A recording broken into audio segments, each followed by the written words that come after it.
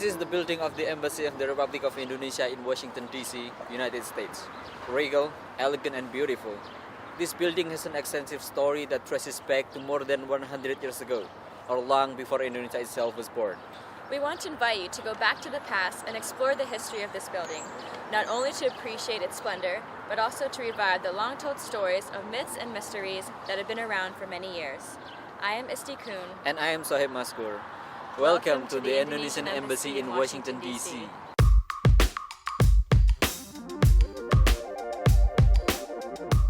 The Indonesian Embassy building is located at 2020 Massachusetts Avenue Northwest, only 2 blocks from DuPont Circle.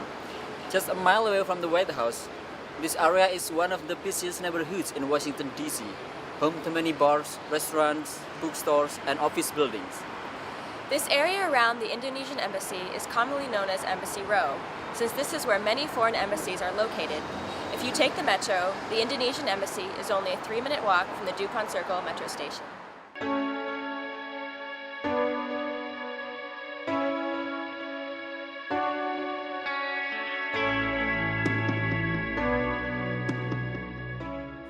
Before becoming the Indonesian Embassy, this building was a private residence owned by a lady named Evelyn Wolf McLean. She was the daughter of a very wealthy man, Thomas Walsh, an Irish-American who immigrated to the United States in 1869 and became extremely rich after finding a gold mine in Colorado in 1896. But at that time, there was what we call a gold rush. Everybody was trying to find gold. And he joined in this mad rush for the gold. But after years and years, and after so many heartache and hardship, he finally found some gold mine. And then later, he became rich. With the money that Thomas Walsh collected from selling the mine, he built the house in early 1900s. At the time, DuPont Circle was the most affluent neighborhood in Washington, D.C. The Walsh family moved into the house in 1903 and soon became one of the most well-known families in the city. Thomas Walsh was a close friend of many important people, such as President William McKinley, President Theodore Roosevelt, and King Leopold II of Belgium. The house was designed by a famous architect named Henry Anderson. It cost $835,000 to build it, or equal to $21 million today. To put the number into perspective, this amount is 1/3 of the price of Bill Gates' house. Back then, it was the most expensive private house in Washington, D.C. that even the President of the United States could not afford. This house had 60 rooms in total, so many the Walsh family needed 23 servants to maintain the housekeeping. It took Evelyn's mother several years to decorate the house. She traveled abroad to collect the items, from Persia to France to Belgium and to Switzerland. The family simply called the house 2020, referring to its address, as well as to compensate for its regal size and splendor.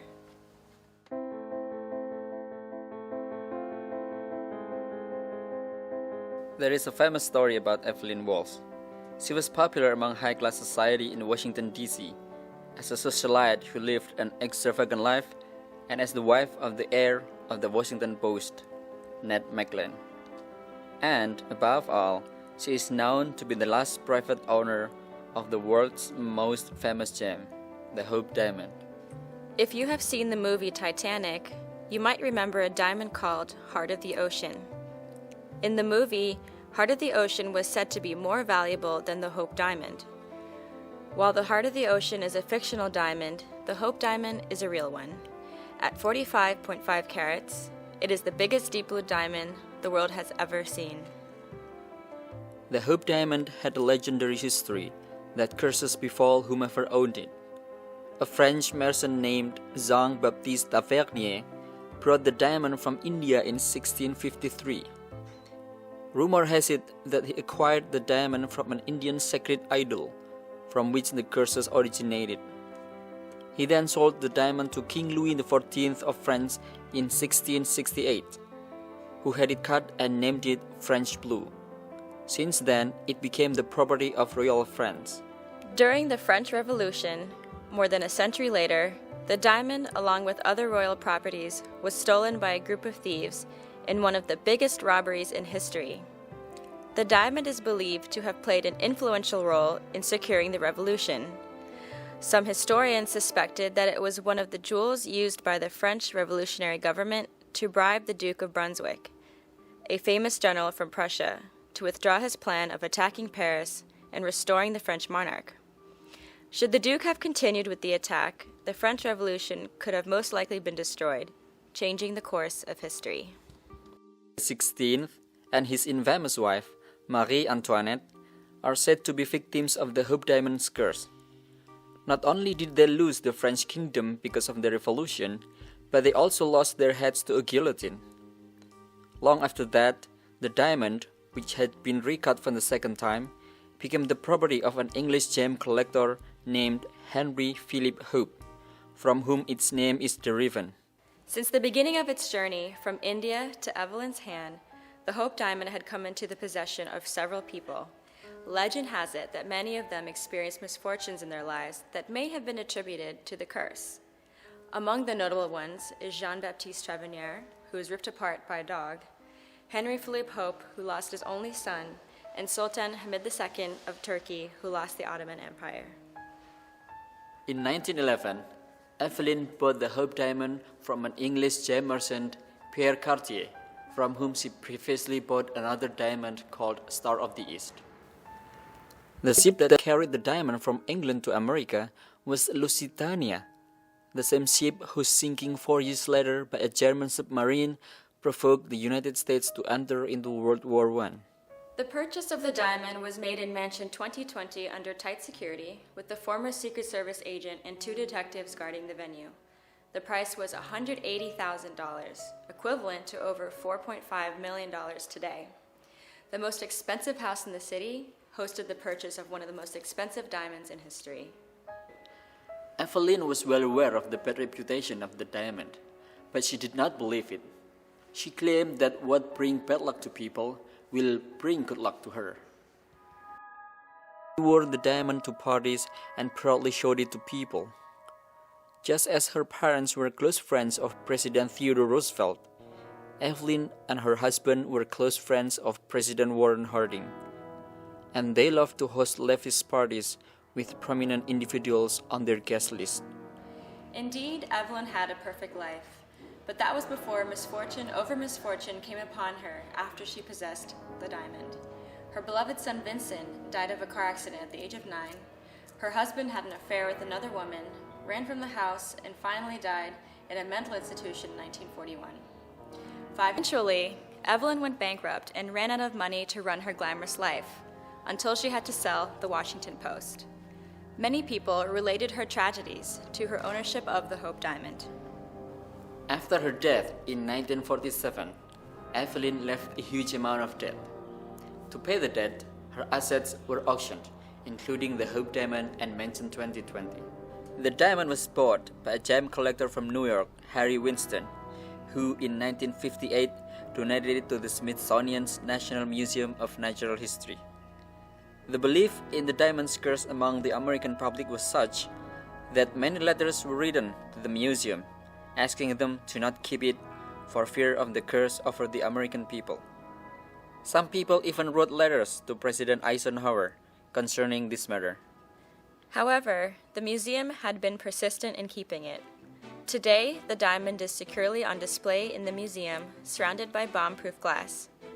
The tight security measure may sound exaggerated, but it's not when the diamond is now worth an estimated $200 million. The diamond attracts as many visitors as the Mona Lisa every year. It seems that what has brought bad luck to individuals has only brought good luck to the museum. Meanwhile, Mansion 2020 was bought by the Indonesian government in December 1951 and was made the embassy office. At $335,000, the purchase price was much lower than the cost of building it a half century before, especially taking into account inflation. It was purchased through the Indonesian first ambassador to the United States, Dr. Ali Sastro Amijoyo, who arrived here in Washington in early February of 1950.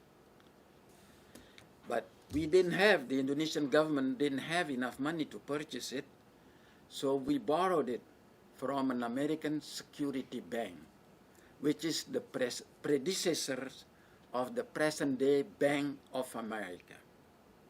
It was, however, not the first time the building was used by a public organization. In the 1930s through the early 1950s, the house was used by several organizations, like the American Red Cross, which used the house for free during World War II. Apart from her glamorous life, Evelyn was also known for her charitable personality. This room was called Salon Kinggulin XIV and now is called the President's Room. Photographs of Indonesia's presidents, since first President Sukarno to most recent President Jokowi, are hanged on the wall. It is where the embassy frequently holds events such as discussions, cultural performances, and diplomatic reception. We kept on entertaining very important people. Now we entertained, for instance, Vice President Hubert Humphrey in 1967. And then we entertained Vice President Walter Mondale in 1980. We also entertained Secretary of State William Rogers. We also entertained Secretary of State Henry Kissinger. We also entertained the President of the World Bank, Mr. Robert McNamara. Besides, of course, we also received our president here, President Sukarno, President Suharto, President Susilo Bambang Yudhoyono. This is what is now called the Garuda Room, where the coat of arms of Indonesia Garuda is located. The Garuda is a fictional bird that symbolizes the independence of Indonesia. It has 45 feathers on its neck, referring to the year 1945, 8 feathers on the tail, referring to the month of August, and 17 feathers in the wings, referring to the date of the 17th. August 17th, 1945 was Indonesia's Independence Day. And in this room is also an original organ made of wood, which Evelyn used to play. This is the grand staircase which connects the first floor to the second floor. Unlike any other, this staircase is uniquely designed in a Y form that diverges in the middle. This unique design is to highlight the symmetric composition and the balance of this building. The right part and the left part of this building are equal, just as the second floor and the third floor are identical. When guests enter, they are welcomed by a marble statue of 2 Roman dancers, illuminated by a decorative skylight above. Like the Hope Diamond, this building is surrounded by mysteries. Many people said they have seen a lady in a white robe who is believed to be the ghost of young Evelyn Walsh. Many of our night watchmen here swore that they have seen ghosts in the form of a beautiful woman. So I already think it must be Evelyn Wolf's ghost. But of course, some people believe it, but some were skeptical. The story was also documented in a book titled Washington's Most Famous Ghost Stories by John Alexander. Some people also said that they have seen mysterious parties going on at nights in the room where the Walsh family used to host parties. Another story circulated that Thomas Walsh stored some of his gold in this building. There was also a rumor that there was some gold bar hidden somewhere in that building, but no one ever found it. Since Mansion 2020 was listed in the National Register of Historic Places in 1973, it has to be preserved in its original construction with no major change allowed to be made.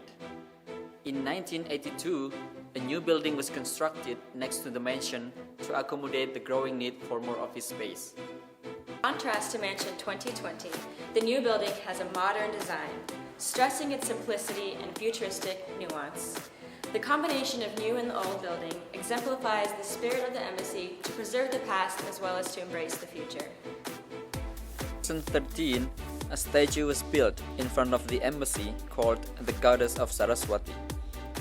Originally from the Hindi religion, the beautiful goddess standing on a lotus symbolizes knowledge and wisdom that people aspire to acquire. As a Muslim-majority country, the establishment of this Hindi statue also demonstrates the harmonious relationship among religions in Indonesia. The statue was inaugurated by former President Susilo Bambang Yudhoyono in September of 2014. Stories about Mansion 2020 and the Hope Diamond marked an era in the United States that was called the Gilded Age, an era when consumerism started to control American society from the end of the 19th century to the early 20th century. People became obsessed with objects that could give prestige to their owners. Mansion 2020 and the Hope Diamond were just what they needed. Mansion 2020 and the Hope Diamond are always linked to the intertwining history and mystery. Just how much truth is in the stories? No one really knows, and that is what entices people to come and visit the embassy. People love mystery, and this building offers a lot of it. I am Isti Kuhn. And I am Shohib Masykur. Thank you for visiting the Indonesian Embassy in Washington, D.C.